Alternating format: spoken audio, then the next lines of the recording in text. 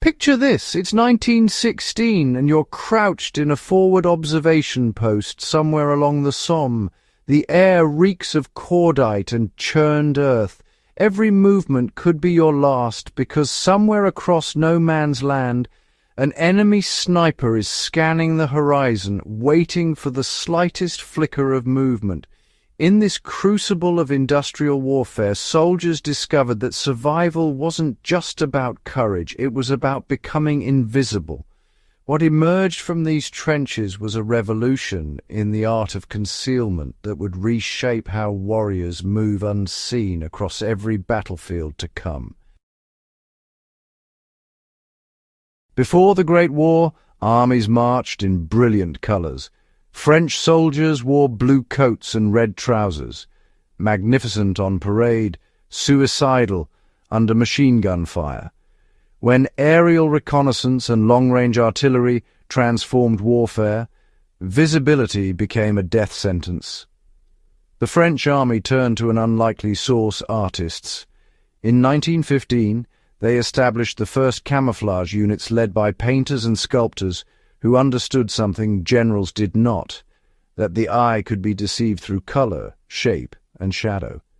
These camoufleurs brought brushes to the front lines, painting irregular patterns that shattered recognizable silhouettes and transformed deadly artillery into harmless landscape features.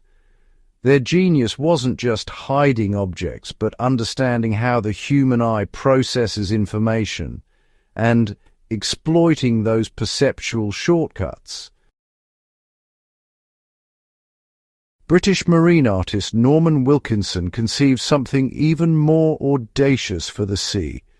German U-boats were strangling Britain's supply lines, and you couldn't hide massive vessels on open water. Wilkinson's solution was counterintuitive brilliance. Instead of concealing ships, confuse enemy submarine commanders about their speed and distance. Dazzle camouflage covered vessels in wild geometric patterns that made calculating firing solutions nearly impossible through a periscope's narrow view. This wasn't camouflage as concealment, but as optical warfare, a lesson that resonates whenever we consider defeating modern targeting systems. The lessons of the First World War, were transformed into standardized doctrine by the time the Second World War arrived. American forces wore reversible frogskin patterns for Pacific jungles, while German splinter patterns worked in European forests. Through the Cold War, nations refined these approaches, culminating in patterns like the American M81 Woodland. Then came the digital revolution. In the late 1990s, Canadian researchers used computer algorithms to create pixelated patterns, functioning at multiple observation distances. Today's cutting-edge systems defeat not just the human eye, but night vision, thermal imaging, and multispectral sensors simultaneously. Modern multicam patterns use layered frequencies of color and shape that confuse both human observers and digital cameras. What connects a First World War camoufleur to a modern soldier is a fundamental truth. Those who master invisibility master the battlefield.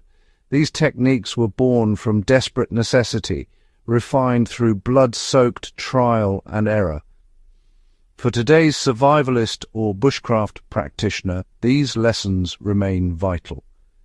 Whether remaining undetected during wilderness emergencies or understanding tactical movement, the principles of disrupting outlines and matching your environment are as relevant now as they were in the trenches of Verdun. The forgotten art of military camouflage isn't just history, it's a living discipline evolving with each new threat. Subscribe to Fieldcraft Chronicles to continue exploring the skills that kept soldiers alive when everything else failed. Share this with fellow history enthusiasts and anyone who values self-reliance, because in an uncertain world, the art of survival never goes out of style.